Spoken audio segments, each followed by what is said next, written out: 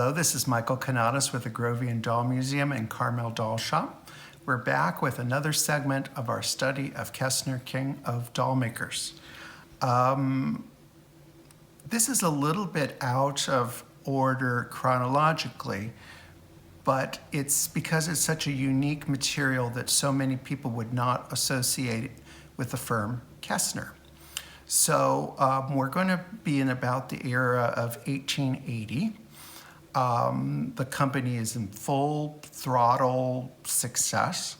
The Kestner ladies are running the company, but soon the grandson will be taking over, Adolf, and he'll be taking over the company at age 24, which is pretty amazing. So if you think about, you have all these kilns going full throttle, all this work happening. The molds have to be filled at all times. They all have to be utilized because that's the main asset for any doll company is the molds, because that's where the pieces come from. The Kestner Company was always looking for new, imaginative items to add to their repertoire. So in the 1880s, 60s to 80s, up until really the turn of the century, the most expensive and luxurious dolls were wax dolls. So we're going to have a look at a couple of wax dolls that were made by the Kestner Company. The first one I want to show you is one of my favorites. So we have the Bébé Boom, which is happening in France, and which the Bébé Boom is basically child dolls. So we've gone from lady dolls and China type looking dolls into this toddler type doll. So what I think is so amazing is that the Kestner Company got the concept to use wax, but make a doll that had a body similar to a French doll. Now collectors call this, which I don't disagree, they call this the Schmidt type body.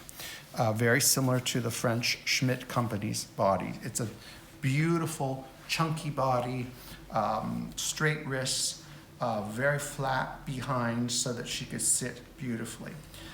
But how we know that this is a Kestner is all of the materials that are used to create this dolls are really in their repertoire. You've got the composition, the wood. Wood was plentiful in Walterhausen and the region around it. And then the main thing is that plaster of Paris that we see so often that was used for the papier mâches, for the bisque dolls. So this is basically a wax doll that has a certain amount of filler in it of the papier mâché. So it's not totally wax, but it's not a wax over. So we could almost call it a reinforced wax. You can see the painting is casebook Kestner, the eyebrows, the eyelashes, but what's really interesting is it's a swivel neck. And you see how they've achieved that is they've used a ball similar to a ball joint for a knee or a upper arm. They've used a ball for the neck and then mounted the head onto the ball joint, because if you had that wax, it would just wear away in a short order. Now I feel, this is just my opinion, I feel that they probably had a very good business with the wax dolls. The problem with wax dolls, as we know, they're perishable. So they're easily, melted. I mean, you have to work at it to melt them, but they could be melted. They could be chewed up. There's a lot of things that could happen to them. So we see very few of them. So this is an area that I'm particularly interested in studying. Now, what's really nice about this doll is it's got original clothes, which I find very appealing. And it also has really the classic Kestner wig, which they were so good at. They really have high quality wigs. So this is just your basic, really nice girl doll, and I'll take the hat off because I can do that so you see the quality of the wig. It's very nice, an original set. Now what I do think giving you my opinion on these dolls are sleepers. A lot of the people that collect wax dolls are collecting English poured wax, which I love too. These are being ignored. So this is a good time to be buying these if you can find them. So the next one I want to show you is one of my favorites, another Kestner piece. And what's fascinating about this doll is it is made with the same mold that an all bisque doll would be made. So this is a 5-piece body. So it has the head and the torso are one, arms and legs are all separate. And it is jointed, which is really kind of stunning. Again, you can see the very, very well organized Kestner painting.